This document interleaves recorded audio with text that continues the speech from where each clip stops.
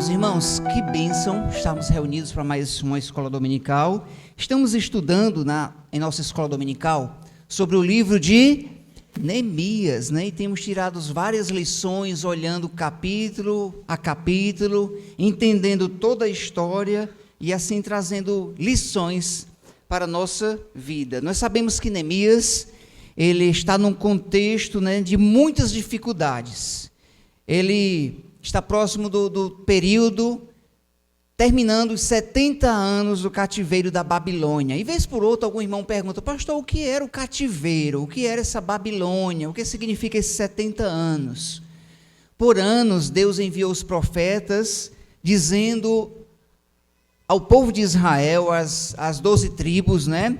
Nessa época já havia dividido o reino do norte com o reino do sul, 10 tribos ao reino do norte, 2 ao reino do sul, e Deus dizendo: olha, se vocês permanecerem nesse pecado de idolatria, a me abandonarem, eu vou trazer punição a vocês.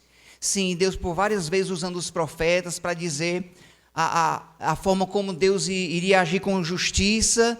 Então Deus decretou: pois vocês passaram 70 anos distante da sua terra. E por vezes eles não acreditavam nos profetas, e Deus, de forma soberana, de forma justa, ele trouxe punição à nação de Israel, os punindo tanto o reino do norte como o reino do sul.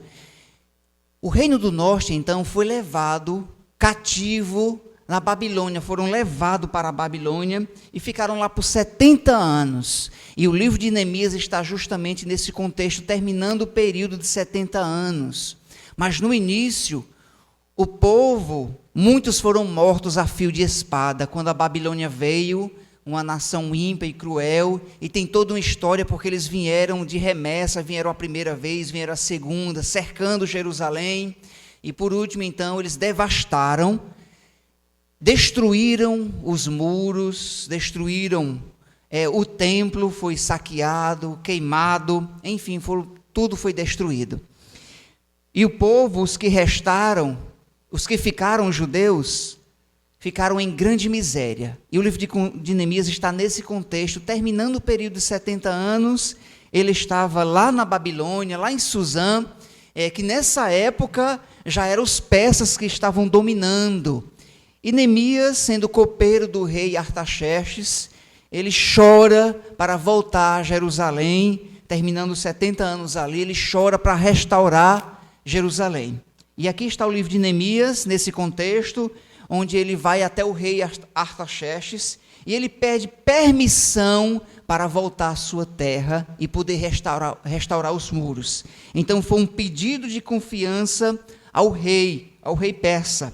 E esse pedido foi concedido. Então nós aprendemos no capítulo 1, que Neemias então desce então ali a Jerusalém, ou melhor, ele vai até Jerusalém, porque no contexto geográfico é subindo, né?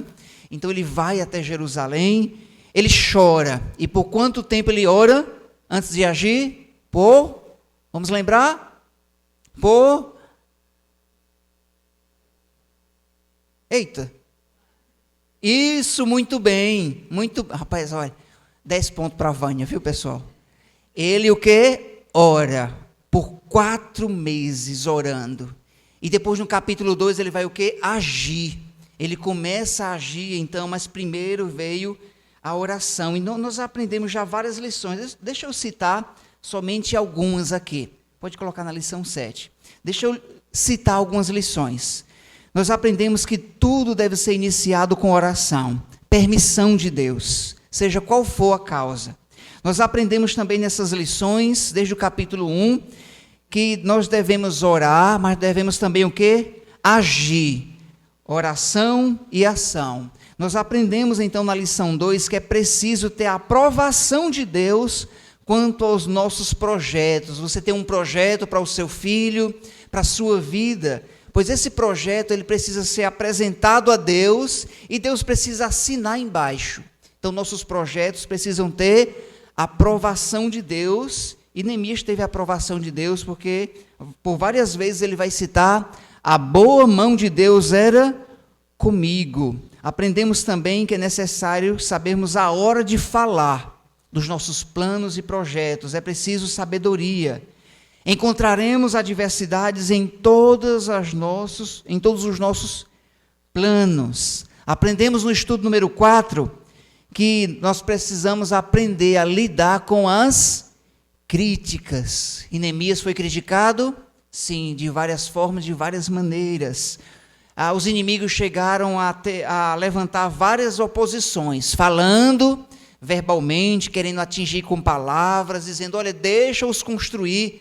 Ainda que eles venham a construir, vindo uma raposa, vai destruir, então, todos esses muros. Então, eles foram criticados. Mas, além disso, eles levantaram também um projeto militar para tentar impedir a reconstrução dos muros. Tobias, Sambalate e outros, Gesem, que é citado também, todos esses foram inimigos dos judeus e vieram contra Neemias. Na lição 5, nós aprendemos que as maiores lutas são travadas aonde? Dentro de casa. Tinha inimigos também lá dentro, usurpando do povo e subjugando os mais pobres. Aprendemos também que não devemos nos alegrar com as injustiças. Aprendemos que o temor a Deus nos coloca numa posição de servo. E no estudo anterior, estudo número 6, nós vimos que Deus ele deve ser o nosso refúgio nas angústias. E, por último, aprendemos que o nosso testemunho, o testemunho da igreja, é o meio pelo qual Deus ele é glorificado. É claro que nós vimos o testemunho do contexto de Neemias, né, onde Deus foi glorificado por meio do testemunho dele, e nós aprendemos que a história de Neemias é a nossa história. E aí eu mostrei aquelas fotos antigas da igreja, mostrando que o livro de Neemias não é sobre somente Neemias, é a nossa história, é a história da igreja. E é interessante como se encaixou as histórias de Neemias com a nossa história, né? Com a reconstrução aqui da igreja. Lembra que ela era ali do outro lado, foi derrubada, e Deus levantou outros Neemias, para que então viéssemos a entender a história aqui da igreja. Eu fiz essa aplicação, e esse prédio foi reconstruído, né? Ou melhor, construído, e teve oposição. Nós ouvimos o testemunho do seu Pompeu, dizendo que na época que eles cavaram os alicerces aqui, veio um padre aqui de outra cidade, e quando viu os alicerces, né? Essa construção, irmãos, na época era uma coisa colossal, né? Grandiosa, era algo muito grande isso aqui. Então o padre chegou a criticar, dizendo, vocês vão passar 50 anos e não vão terminar esse prédio. E pela história, né, dona Esther, terminaram rapidamente esse prédio. Foi no mesmo ano, seu Pompeu? No mesmo ano terminaram esse prédio. Então isso foi algo que trouxe grande alegria. Então eu apliquei mostrando que a história de Neemias, ela é a nossa história. Hoje vamos para o capítulo 7 de Neemias. Vamos lá? Neemias 7, versículos 1 e 2. Nos versículos 1 e 2 de Neemias, nós iremos aprender a primeira lição. Neemias, capítulo 7, versículos 1 e 2. Abra sua Bíblia comigo, por favor. Neemias, capítulo 7, versículo 1 e 2.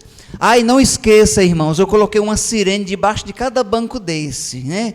Quando você for dormir, eu vou apertar ela aqui e você vai tomar um susto. Então, cuidado, tá bom? Não vá cochilar não, viu, Luzia? Não vá. Viu, seu Zé Gil? Bom dia, seu Zé. Isso, muito bem. Vamos lá, Neemias, capítulo 7, versículos 1 e 2. Vamos ler juntos em uma só voz? Neemias 7, versículos 1 e 2. Juntos. Ora, uma vez retificado o muro, assentadas as portas, estabelecidos os porteiros, os cantores e os levitas. Olha o versículo 2. Eu nomeei Hanani, meu irmão, e Hananias, maioral do castelo, sobre Jerusalém. Hananias era homem fiel e temente a Deus, mais do que muitos outros. O comentarista bíblico, Wiersbe, ele diz o seguinte: os muros foram completados, as portas foram restauradas, o inimigo foi envergonhado, ou os inimigos. Mas, de modo algum, o trabalho chegou ao fim. Não era hora de descansar. Os muros foram terminados no final do capítulo 6. Os inimigos, eles foram envergonhados, né? O povo se alegrou, mas não era hora de baixar a guarda. Tinha muito trabalho ainda pela frente. Isso nos ensina brevemente de que nós não devemos baixar a guarda diante das lutas que nós passamos diariamente. Não devemos ignorar os ataques do inimigo, embora que nós estejamos numa época de alegria, mas não devemos baixar a guarda. Neemias agora precisa trazer segurança à cidade. Não adiantava só restaurar as portas e os muros, era necessário segurança ao povo. E ao fazer isso, ao trazer segurança, Neemias vai citar alguns nomes, e no versículo 2, ao citar esses nomes, nós aprendemos uma grande lição. Então, repetindo aqui o versículo que diz assim: eu nomeei Hanani, meu irmão. Temos aqui um irmão de Neemias, não temos muito detalhes sobre ele. Ele foi citado no capítulo 1, foi ele que trouxe as notícias para Neemias, dizendo como está o povo em Jerusalém. Então, Hanani trouxe as notícias para Neemias. Eu nomeei Hanani, meu irmão, e Hananias, maioral do castelo sobre Jerusalém. E Neemias classificou Hananias como sendo o quê? Hananias era homem fiel e temente a Deus mais do que outros homens. E, meus amados irmãos, aqui nós temos a primeira lição do capítulo 7. A primeira lição é que o nosso compromisso com Deus, ele é visto através das nossas atitudes. O nosso compromisso com Deus, ele torna-se visível através das nossas ações, ao ponto das pessoas nos classificarem. Neemias olhou para aquela multidão de judeus, mas ele classificou dois, e ele destaca um, dizendo: Hananias, ele era fiel e temente a Deus. Agora a pergunta é, por que Neemias fez essa classificação? Porque, de fato, a vida de Hananias era um testemunho visível para todo o povo, ao ponto das pessoas olharem e o próprio Neemias dizer: ele era um homem fiel e temente a Deus. Então, eis a primeira lição, é que o nosso compromisso com Deus, ele é visto através das nossas atitudes. Perceba a preocupação de Neemias e o cuidado dele em escolher pessoas adequadas para tal tarefa de guardar a cidade, de proteger a cidade. Ele agora quer trazer segurança, estabilidade, mas ele também olha para as pessoas que têm qualidade para fazer tal serviço. Veja que ele fala dos porteiros, fala dos cantores, fala de segurança, fala de adoração, mas ele nomeia de forma bem específica pessoa certa para tal serviço. E ele deixa bem claro a razão da escolha dele, é porque era uma pessoa fiel e temente a Deus. Poucas vezes acontece na Bíblia, ou melhor, muitas, né? Mas são destacadas ali, vezes por vezes, de pessoas que foram fiéis a Deus, e outro citou sobre ele: olha, fulano era fiel a Deus. Tal pessoa tinha um compromisso com Deus. Diz lá no livro de Daniel que Daniel era um homem o quê? Fiel a Deus. Diz no livro de Jó que o próprio Deus falou sobre Jó: observaste o meu servo Jó? Não há homem na terra igual a ele, temente a Deus e que se desvia do mal. Então, vez por outra, Deus classifica alguém como fiel, ou outra pessoa então olha para alguém e diz: olha, aquele ali, olha a vida dele, olha a vida dela. É uma vida que causa impacto nas outras vidas. Então, Neemias olha para Hananias e diz: esse é um homem fiel e temente a Deus, digno de ser colocado nessa posição aqui. Então, isso nos ensina que o nosso compromisso com Deus, ele é algo visível. As pessoas nos veem e nos classificam dizendo, olha, essa pessoa aqui é fiel a Deus. Isso nos ensina, irmãos, que o nosso compromisso com Deus, ele é visto pelos outros. Meus irmãos, é muito belo quando contemplamos alguém compromissado com Deus. Não é muito belo, não é? Um jovem que é compromissado com Deus, um jovem que não ama esse mundo, um jovem que tem compromisso com as coisas do Senhor. É muito belo isso. É muito belo você olhar para um homem, não é? Ele pode ter até, não ter muita beleza nele, né? Mas em termos de fidelidade, compromissado com Deus, compromissado com a palavra de Deus, que se preocupa com as coisas referentes ao Senhor, que tem zelo pelas coisas da igreja, que ele cumpre com os seus compromissos. Isso é muito belo, e as pessoas estão nos vendo e nos classificando. Fulano é assim, cicrano é desse jeito. Então é muito belo o testemunho pessoal. Então quero aqui encorajar você, homem, você mulher, você jovem, a buscar cada vez mais lapidar a sua vida diante de Deus. Eu não estou dizendo aqui que ninguém aqui vai errar, ninguém aqui vai dizer uma palavra torpe. Não estou dizendo que, não estou falando sobre atitudes aleatórias ou soltas. Eu estou falando sobre vida. Estou falando sobre o que Neemias falou. Hananias talvez tivesse algum... É claro, ele era um pecador também, Hananias. Mas Neemias olhou para a vida dele e dizendo, olha, Hananias é um homem fiel e temente a Deus. E como foi que ele chegou a esse ponto? Porque ele estava vendo.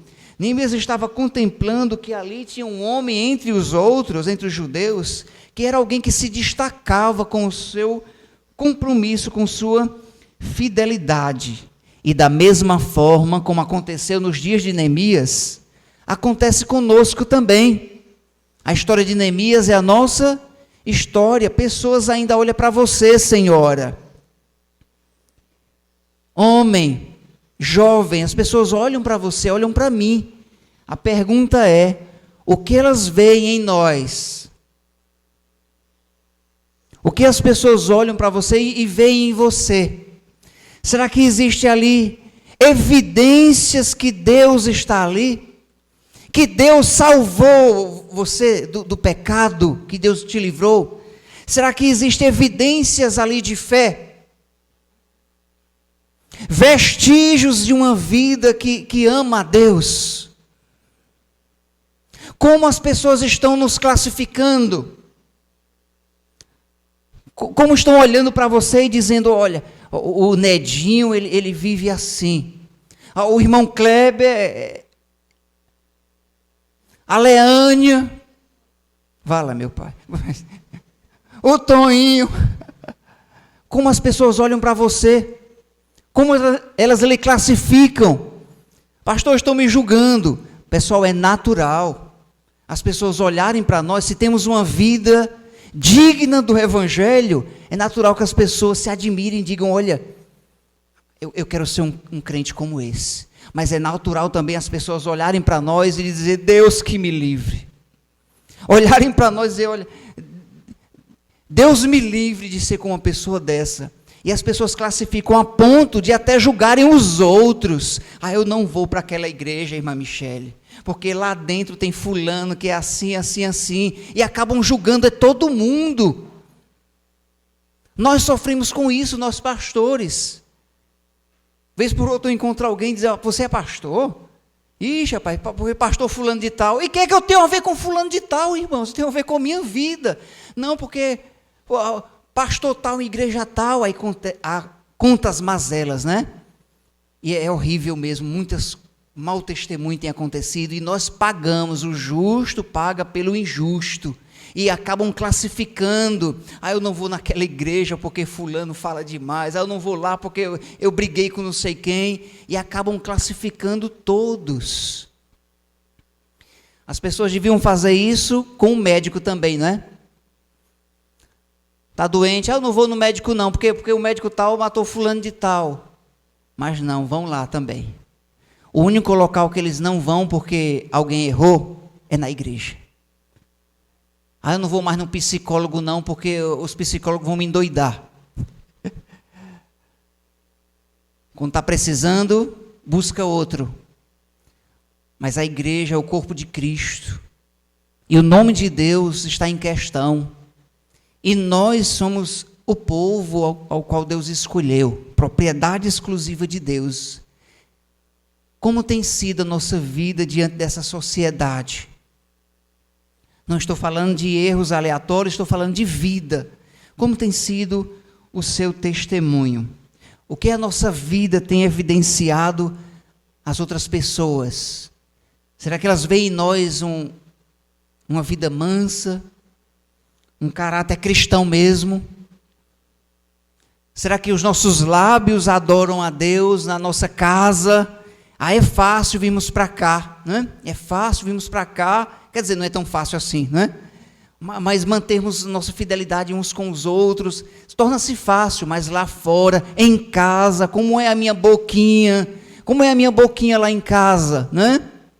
Aqui na igreja eu estou cantando, adorando ao Senhor, amém por isso, mas como é a minha vida em casa, com meu marido, com minha esposa, com os meus filhos, né?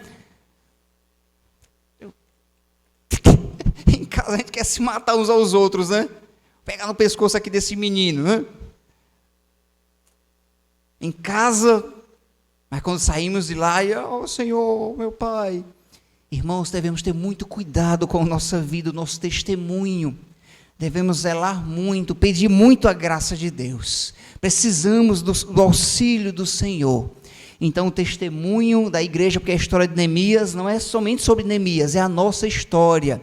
Eu olhei para Hananias, ele é um homem fiel e temente a Deus. E isso é um princípio bíblico muito importante, de olhar para as pessoas e classificá-las. Aliás, irmãos, é um princípio usado para a eleição de pastores, de diáconos, tá bom?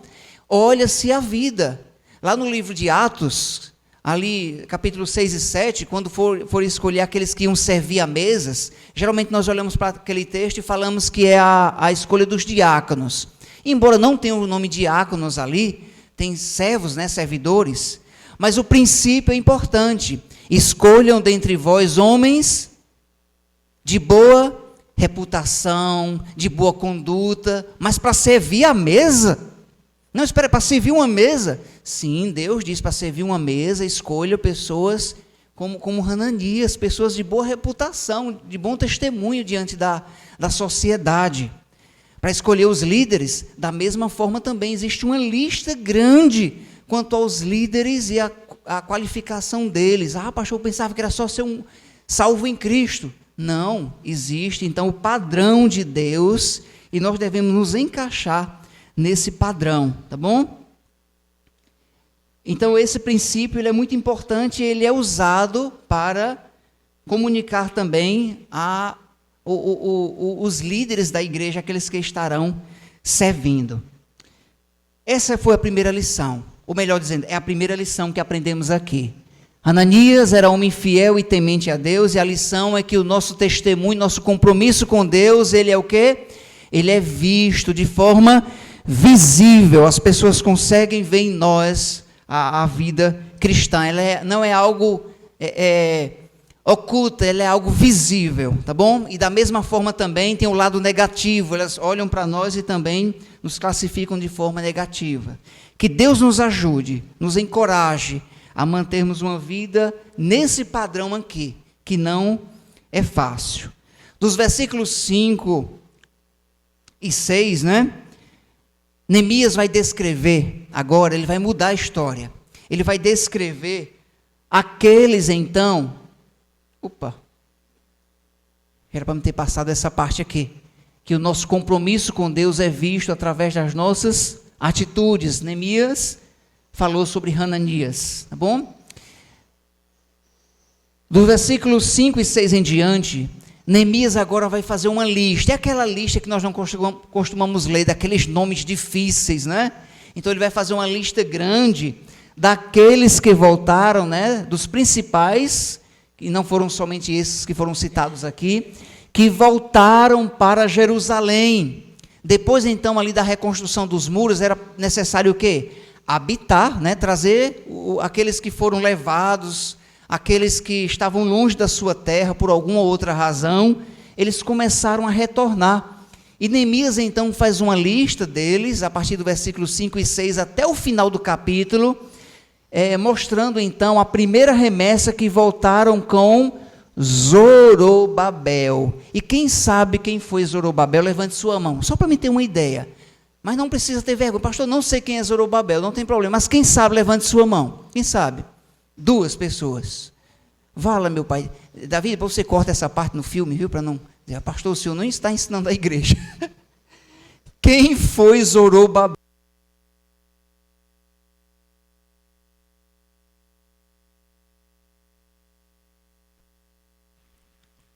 Até o microfone estranhou Zorobabel.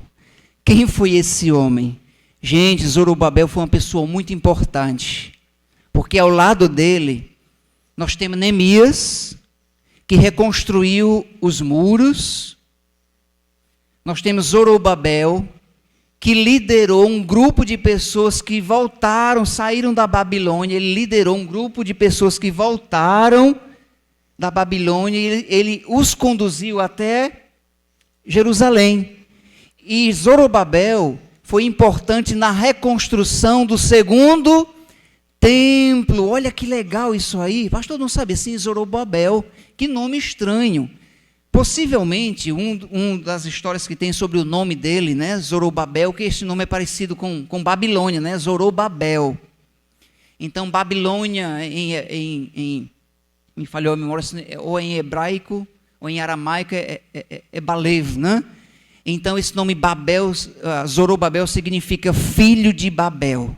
Então, possivelmente, ele nasceu lá, na Babilônia, mas ele da linhagem de quem? De Davi, da linhagem de Jesus. Então, por isso o nome Zorobabel, você vai encontrar ele aonde? Em Mateus, na genealogia de Cristo. Então, quando você lê lá a genealogia de Cristo em Mateus, você vai encontrar o nome de quem? Zorobabel, porque ele foi de grande importância e ele faz parte da linhagem de Cristo, e Deus conservou essa linhagem, então, para chegarmos até a pessoa de Cristo, que é o nosso Salvador. Quem foi Zorobabel? Um líder importante, que trouxe a primeira remessa dos judeus, saindo então do cativeiro babilônico e descendo então para Jerusalém, para povoar.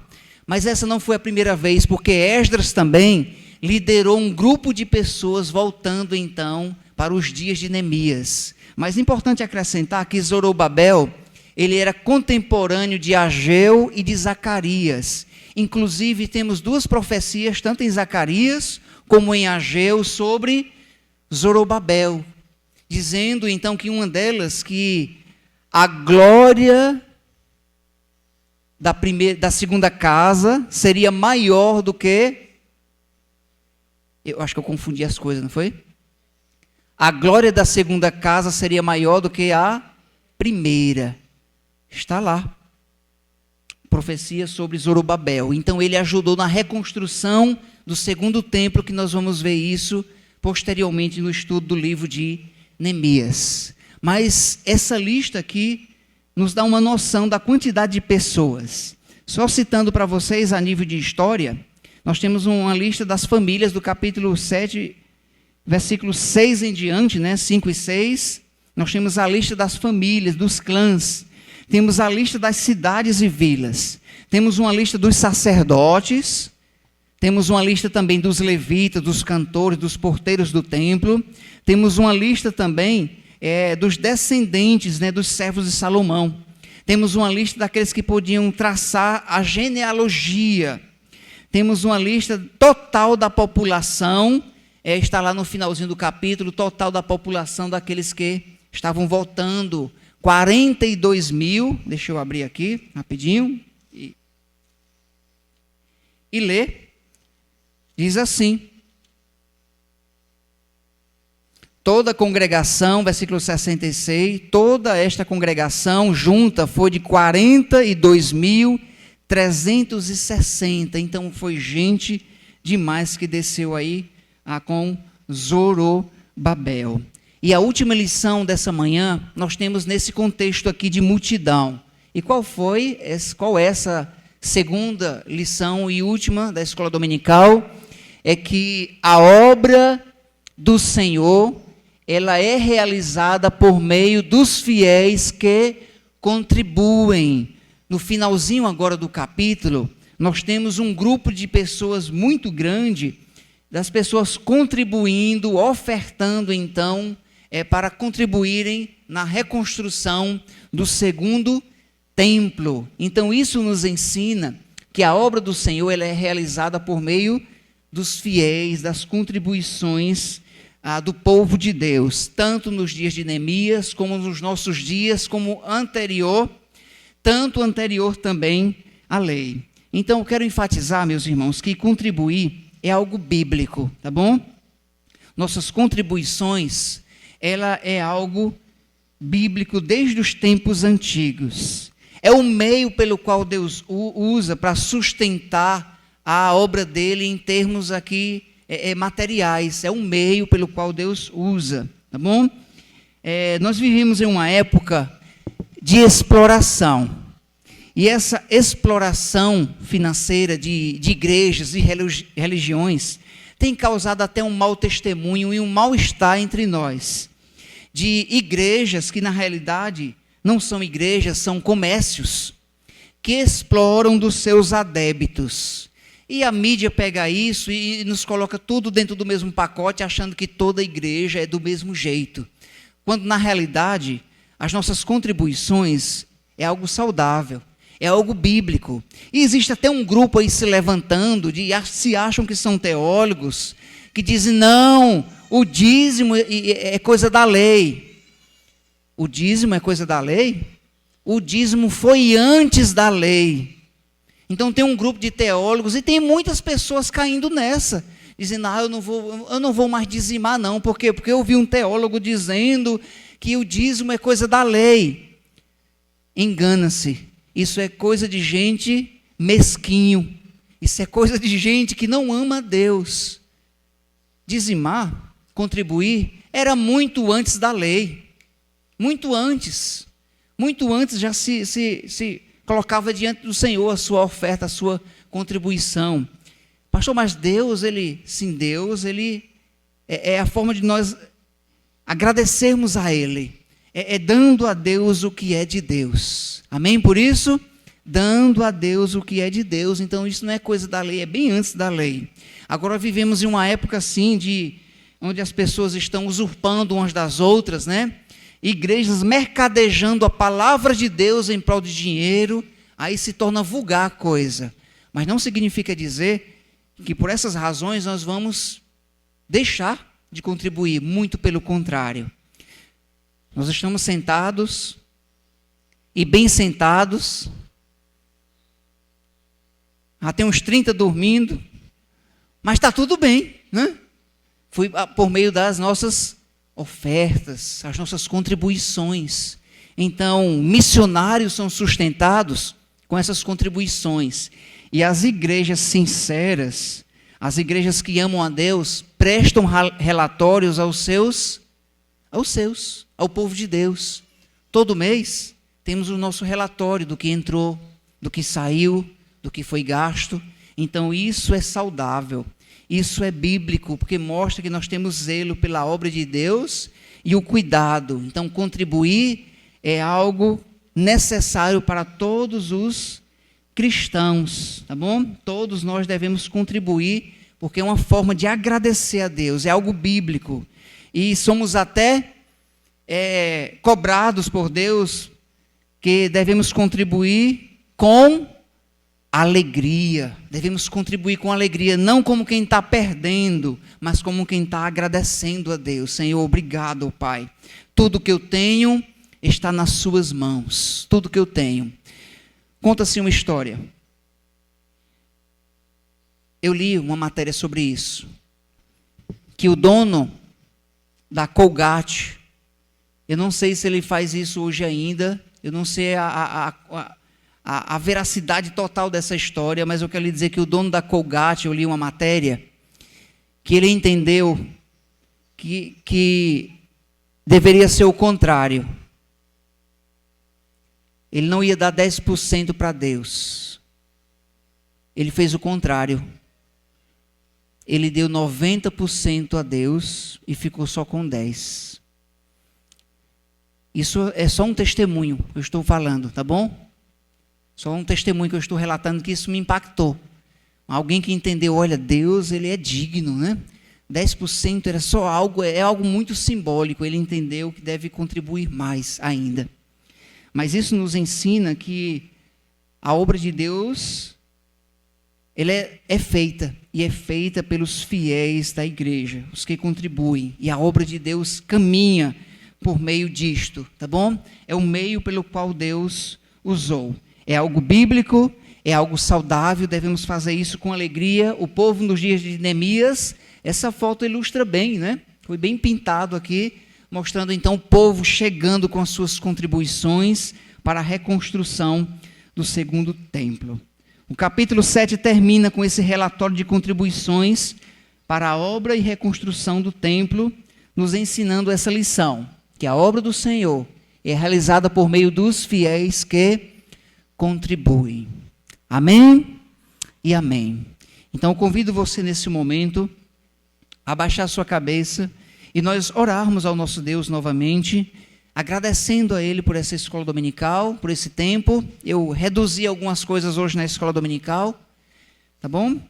Em termos aqui de ensino, mas esse aqui que eu apresentei foi o suficiente para nós entendermos aqui a história do capítulo 7. Que o nosso testemunho é algo visível. E vez por outra falaremos sobre isso aqui na igreja. Neemias olhou para Hananias e ele entendeu. Ele classificou, é um homem fiel. E por que ele classificou? Porque ele viu. Assim também as pessoas veem em nós, ou deveriam ver, evidências de uma fé. Evidências que mostram que nós de fato conhecemos a Deus. E que o Senhor nos ajude em nosso testemunho pessoal.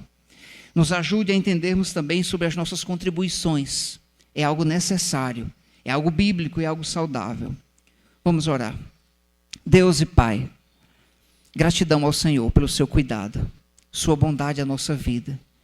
Somos gratos, ó Deus, pelo que o Senhor tem feito a essa igreja. Agradecido pelo livro de Neemias que estamos estudando e tirando as lições. São muitas as lições. Eu creio que algumas delas não conseguimos ver, mas agradecido pelas lições que o Senhor tem nos dado a enxergar. E o testemunho faz parte, ó Deus, não somente da história de Neemias, mas da história de todos aqueles que amam a Deus. Nos ajuda a nos agarrarmos à Tua graça a cada dia. Assim nós oramos, ó Deus, agradecidos. Agradecidos pela fidelidade dessa igreja, o compromisso de cada um com o Senhor. Oramos agradecidos em nome de Jesus. Amém. Amém.